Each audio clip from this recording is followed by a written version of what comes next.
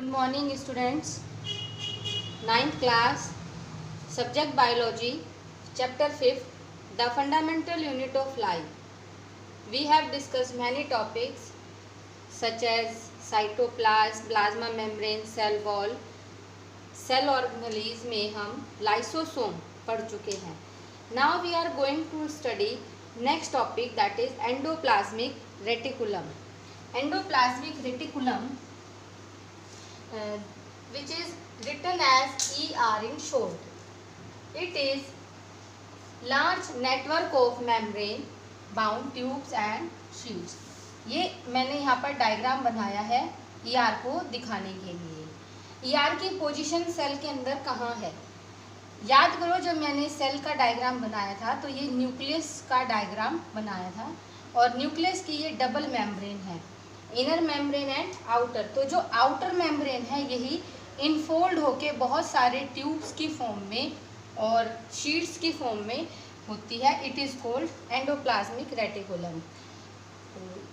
ये एक नेटवर्क है मेम्ब्रेन बाउंड ट्यूब्स का और शीट का. और ये आउटर मेम्ब्रेन से लेके, न्यूक्लियस की आउटर मेम्ब्रेन से लेके, और ये चारों तरफ साइटोप्लाज्म है, तो इसके साइटोप्लाज्म तक पूरी तरह से फैला होता है. जो एंडोप्लाज्मिक मेम्ब्रेन है एंडोप्लाज्मिक रेटिकुलम की, ये बिल्कुल प्लाज्मा मेम्ब्रेन की तरह ही होती है स्ट्रक्चर में.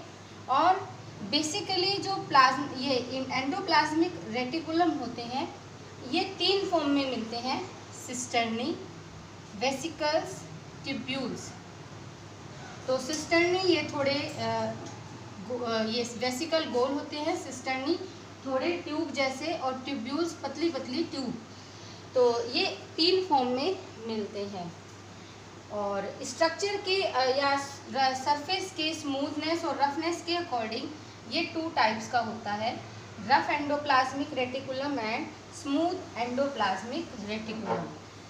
रफ एंडोप्लाज्मिक रेटिकुलम ये आप यहाँ डायग्राम में देखेंगे.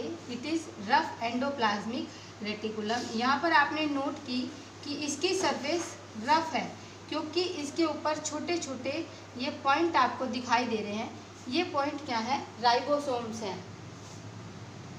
तो ये राइबोसोम्स की सरफेस पे होने की वजह से ये रफ एंडोप्लाज्मिक रेटिकुलम कहलाती है और इसकी सरफेस रफ है.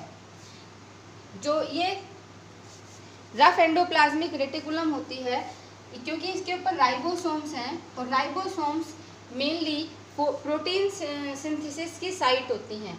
और राइबोसोम में प्रोटीन सिंथेसिस होता है और एंडोप्लाज्मिक रेटिकुलम पर ये बियर होते हैं. तो एक तरह से हम ये कह सकते हैं कि rough endoplasmic reticulum protein synthesis में हेल्प करती है. और अगर हम इसकी स्ट्रक्चर की तरफ ध्यान दें तो ये सिस्टर्नी, मेनली सिस्टर्नी से बने होते हैं. और दूसरी ओर स्मूथ एंडोप्लाज्मिक रेटिकुलम, नाम से ही पता लग रहा है स्मूथ. स्मूथ का मतलब होता है कि इसकी जो सरफेस है, यहाँ पर आप डायग्राम में देखिए SER, स्मूथ एंडोप्लाज्मिक रेटिकुलम. तो इसमें आपने देखा इसकी सरफेस स्मूथ है, इस पर कोई भी राइबोसोम्स नहीं है, तो इसीलिए ये स्मूथ एंडोप्लाज्मिक रेटिकुलम है इसका नाम, क्योंकि इस पर कोई राइबोसोम नहीं है इसकी सरफेस पे.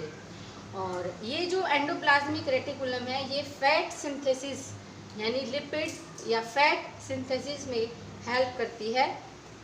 और स्ट्रक्चर के पॉइंट ऑफ व्यू से ये वेसिकल्स एंड ट्यूब्यूल्स की बनी होती है. तो अच्छे से क्लियर हो गया.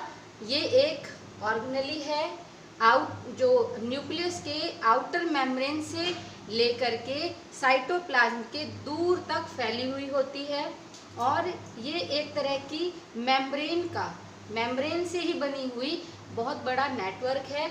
और जो ये तीन फॉर्म में होती है, और ये राइबोसोम है या नहीं है उसके बेस पे दो तरह की है: rough endoplasmic reticulum, smooth endoplasmic reticulum. जिस पर राइबोसोम है, जिसकी सरफेस रफ है, उसको रफ एंडोप्लाज्मिक रेटिकुलम कहते हैं, और दूसरी को स्मूथ एंडोप्लाज्मिक रेटिकुलम कहते हैं. अब हम इसके फंक्शन को पढ़ेंगे. We are going to understand the functions of endoplasmic reticulum.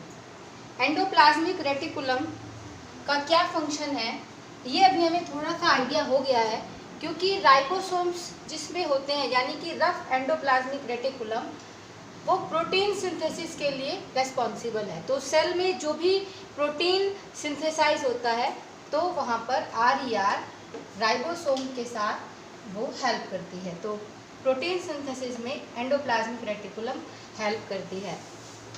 इसके अलावा ये क्या काम करती है, साइटोप्लाज्म के अंदर between the organelles and between the cytoplasm and nucleus, इन दोनों के बीच में भी जो ट्रांसपोर्टेशन है मटेरियल्स का, सब्सटेंसेस का, वो भी एंडोप्लाज्मिक रेटिकुलम करती है, क्योंकि ये बहुत पूरे सेल के अंदर बहुत दूर तक नेटवर्क बनाती है।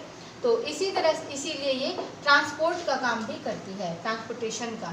तो जो स्मूथ एंडोप्लाज्मिक रेटिकुलम है तो ये लिपिड फॉर्मेशन में हेल्प करती है, और ये जो लिपिड है, ये जो फैट मॉलिक्यूल्स हैं, ये सेल मेम्ब्रेन को बनाने में हेल्प करते हैं, क्योंकि जो सेल मेम्ब्रेन होती है जिसे प्लाज्मा मेम्ब्रेन भी कहते हैं, प्लाज्मा मेम्ब्रेन लिपिड और प्रोटीन की ही बनी होती है, और दोनों ही चीज़ एंडोप्लाज्मिक रेटिकुलम बनाती है। तो जो मेम्ब्रेन की जो सिंथेसिस है by lipid and protein, it is called membrane biogenesis. कई बार ये 1 नंबर में क्वेश्चन पूछ लेते हैं कि what is the membrane biogenesis. तो फिर से समझेंगे, the process of formation of membrane, cell membrane by the lipid and protein with the help of endoplasmic reticulum is called membrane biogenesis. इसके अलावा अगर आपने एंजाइम्स और हॉर्मोन्स का नाम सुना हो, हॉर्मोन्स तो आपको पता है हमारी बॉडी में कुछ ऐसे केमिकल्स होते हैं जिससे हमारी बॉडी के बहुत सारे फंक्शन जो है होते हैं, लेकिन एंजाइम्स क्या हैं? एंजाइम्स इस तरह के केमिकल हैं जो हमारी बॉडी में होने वाली केमिकल रिएक्शन के रेट को बहुत ज़्यादा बढ़ा देते हैं। अगर कोई रिएक्शन अगर नॉर्मल देखा जाए तो कोई रिएक्शन अगर 4 साल में होनी है तो उसको लाखों गुना, मतलब इतना फास्ट कर देते हैं कि इसको सेकंडों में ख़त्म कर देते हैं। तो ये एंजाइम ऐसे केमिकल हैं हमारी बॉडी के अंदर। तो एंजाइम्स और हॉर्मोन्स भी कौन सिंथेसाइज करता है? Endoplasmic reticulum.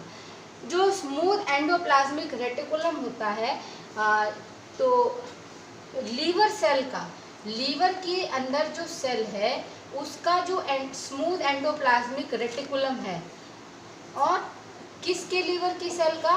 वर्टिब्रेट्स। वर्टिब्रेट्स में आते हैं पीसेस, यानी कि जितनी फिश आती हैं, और रेप्टाइल्स जैसे कि ये जो स्नेक होते हैं, क्रोकोडाइल होते हैं, फ्रॉग होता है, बर्ड्स होते हैं, मैमल्स में हम लोग आते हैं, ये एनिमल्स, ये डॉग्स, कैट्स।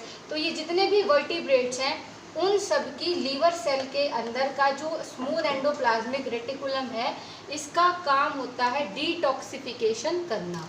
डिटॉक्सिफिकेशन का मतलब होता है जो बॉडी के अंदर पॉइजनस, जहरीले जो सब्सटेंसेस बने हैं और जो ऐसी ड्रग्स है जो बॉडी को हार्मफुल है, उसको डिटॉक्सिफाई करने का, यानी कि उसके टॉक्सिक उसकी नेचर है उसको ख़त्म करने का काम स्मूथ एंडोप्लाज्मिक रेटिकुलम करती है।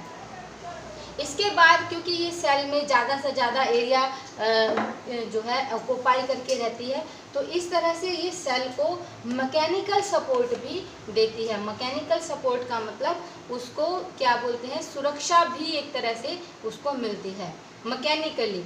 तो ये था आज एंडोप्लाज्मिक रेटिकुलम, और इसमें कई बार इसके फंक्शन पूछे जाते हैं, तो जो नोट्स बोर्ड पे दिखाए गए हैं वो आपको नोटबुक में लिखने हैं।